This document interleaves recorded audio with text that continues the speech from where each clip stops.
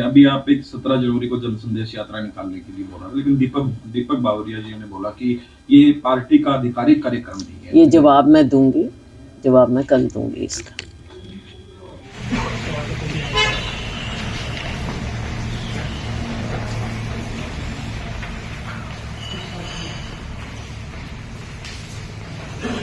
बात ये है, पिछली बार राहुल जी ने कन्याकुमारी से कश्मीर तक यात्रा की, पूरे देश को एक सूत्र में बांधा।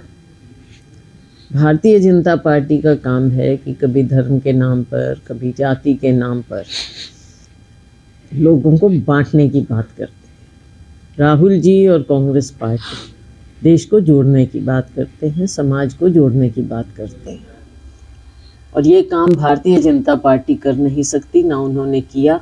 यात्रा मुझे बता दीजिए इनमें से किसी ने भी किया हो कभी। राहुल जी ने करके दिखाया, उससे बौखलाए, उसका नतीजा भी देखा हमने, चाहे कर्नाटक हो, हिमाचल हो, तेलंगाना हो, नतीजा देखा है, लोगों का रुझान देखा है।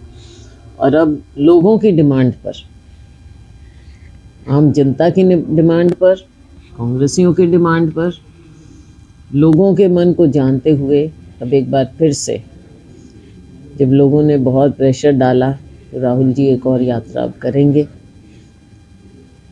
पूर्व से लेकर पश्चिम तक जाएंगे और फिर से देश को एक सूत्र में बांधने का काम करेंगे। मैम, बीजेपी कहती है कि कांग्रेस आज खुद एक नहीं है, एक कुमार शैलजा गुट है, एक भूपेंद्र हुड्डा गुट है, तो जब खुद ही अलग अलग है गुटबाजी है, तो कैसे ये प्रचार कर सकते? भारतीय जनता पार्टी पहले अपने गिरेबान में झांके, क्योंकि इनके जो जिस प्रकार से गुट बटे हुए हैं वो प्रदेश से, देश से छिपा हुआ नहीं है।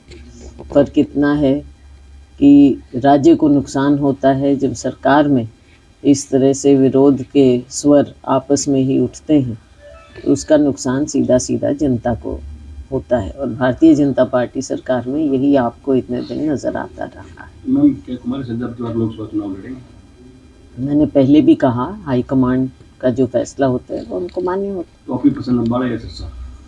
हाईकमांड का फैसला आपकी पसंद? देखो, नहीं पसंद तो मेरे सारा हरियाणा है। तभी मैंने कहा कि आगे मेरी इच्छा है कि विधानसभा चुनाव मैं लड़ूं, तो जब जो फैसला होगा हाईकमांड बताएगी। अभी आप एक 17 जनवरी को जन संदेश यात्रा निकालने के लिए बोल रहे हैं, लेकिन दीपक बावरिया जी ने बोला कि ये पार्टी का आधिकारिक कार्यक्रम नहीं है। ये जवाब मैं दूंगी, जवाब मैं कल दूंगी इसका।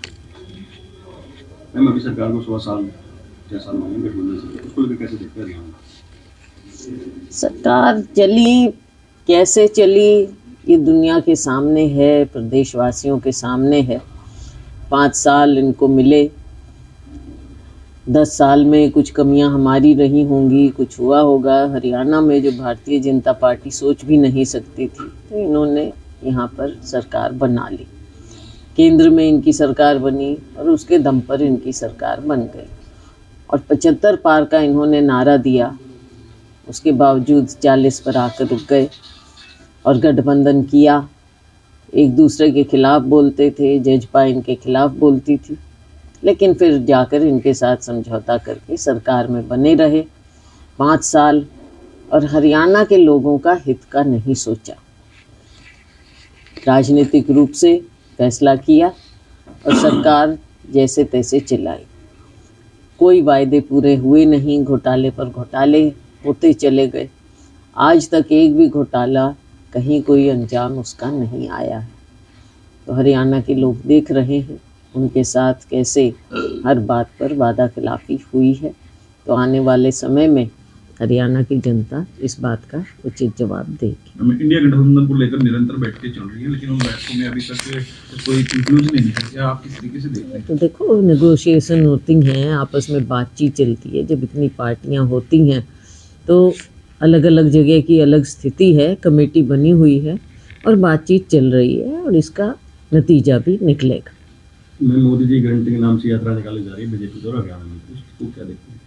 अब गारंटी कौन सी पूरी की है पता तो चले। गरीब आदमी को क्या मिला, मिडिल क्लास को इन्होंने ख़त्म कर दिया। आम जो नागरिक है, चाहे देश की बात करें हम, महंगाई से त्रस्त है। आप एक भी बता दीजिए प्याज की कीमत आज के दिन क्या हो गई है, आलू की कीमत क्या हो गई है, गैस सिलेंडर कहाँ पहुंच गया है। आप किसी भी जो भी सैलरीड क्लास है या मिडिल क्लास है या गरीब है, आप किसी से पूछिए, देश का सारा कुछ तो इन्होंने बड़े बड़े जो बिजनेस हाउस हैं, कुछ लोग 4-5 उनके हाथ में बेच दिया है, सब कुछ उनको चला जाता रहा है। आज कोई छोटा दुकानदार ना धंधा कर पा रहा है, नए लोग नया धंधा शुरू कर नहीं पा रहे, जिनकी फिक्स्ड इनकम है आज महंगाई ने उनको मार दिया है, बच्चों की फीस तक लोग दे नहीं पा रहे हैं। आज ऐसी स्थिति में ये ले आए हैं। इस बात की यात्रा, लोगों को क्या दिखाना, चुनाव आ रहा है तो फिर से झूठे सपने लोगों के सामने रखे जाएंगे। उचाना के अंदर आए, उचाना हॉट सीट है, तो यहाँ से कोई दिग्गज नेता उतारेगी कांग्रेस पार्टी?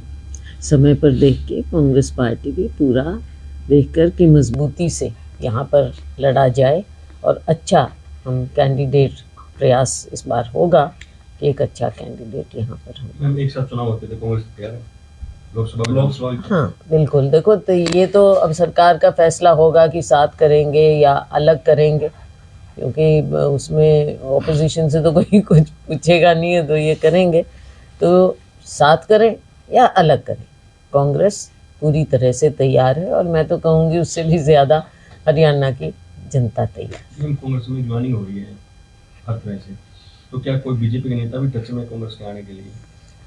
देखो, हर तरह से जब चुनाव नज़दीक आता है तो सभी पार्टियों में ये आवागमन हलचल चलती रहती है और हमें पूरा विश्वास है कि कांग्रेस पार्टी आगे आने वाले समय में और मजबूत। अम्बाला के अंदर चित्रा सरवारा और निर्मल सरवारा ने अभी हाल ही में ज्वाइन की कांग्रेस पार्टी। इससे कोई अम्बाला सीट से कोई फायदा? जैसे मैंने कहा, कांग्रेस पार्टी में सबका स्वागत है। कांग्रेस एक समंदर है, एक विचारधारा है और जिसका भी विश्वास कांग्रेस पार्टी की विचारधारा में है, हमारे गांधी नेहरू खानदान में है, वो ज़रूर आएँ और कांग्रेस को मजबूत करें। हमने पहले से ही ओपन इनविटेशन दे रखा है कि जिसका भी विश्वास हो कांग्रेस पार्टी की विचारधारा में, एकता में, मजबूती में, उन सबका कांग्रेस पार्टी में स्वागत। मैम क्या चुनाव में सीएम फेस करके इलेक्शन कांग्रेस लड़ेगी हरियाणा? देखो, सीएम फेस तो कई हैं और सबके सपोर्टर भी अपने नेताओं को सीएम फेस बनाते हैं, तो ये तो राजनीतिक सिलसिला होता है जो चलता रहता है, लेकिन पार्टी हमेशा फैसला बाद में करती है। जब तक कि कोई इनकम्बेंट, जब सत्ता में हम होते हैं तब मुख्यमंत्री जो होता है वो लीड करता है, लेकिन जब हम सत्ता में नहीं होते तब फैसला बाद में किया जाता है, हाईकमान फैसला करती है।